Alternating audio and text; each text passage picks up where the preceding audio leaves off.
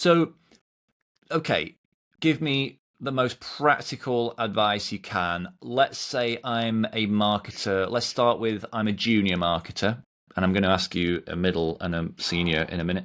I'm a junior marketer. Where should I be leaning in when I'm thinking about my career?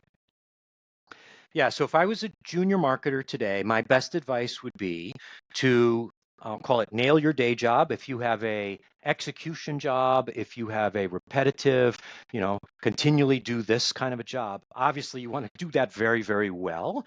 At Hmm. the same time, do a yes and start to work with your manager and say, great, I'm doing the day job you hired me to do. And increasingly, AI will make that 90 minutes down to 30 minutes.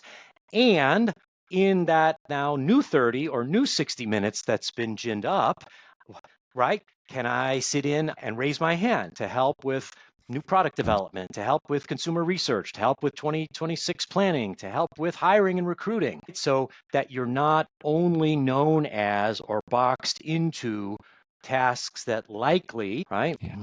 are those that AI will increasingly be doing.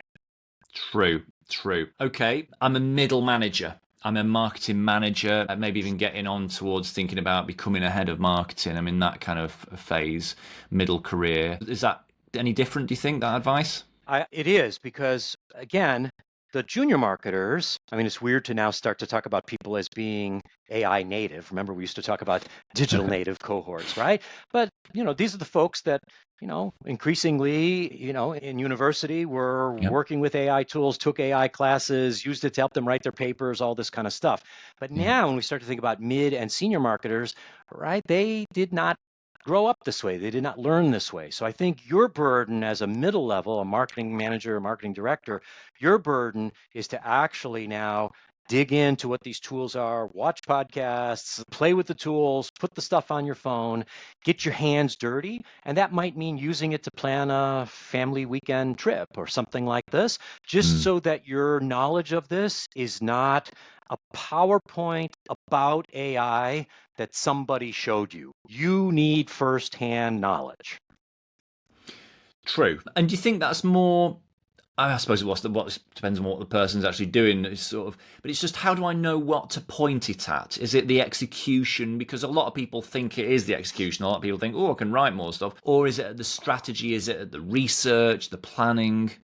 Yes. Okay. So now we bridge to the senior marketers, right? The Mm. VPs of marketing, the chief marketing officers. Now, right, those folks need not just sort of an understanding of what the tools are and how they work, but okay, they're responsible, I would say, again, hand in hand with an AI champion on the marketing team, but they're responsible for charting the course, right? Like, what does this mean Mm. for us as a marketing department? What does this mean for us as a company?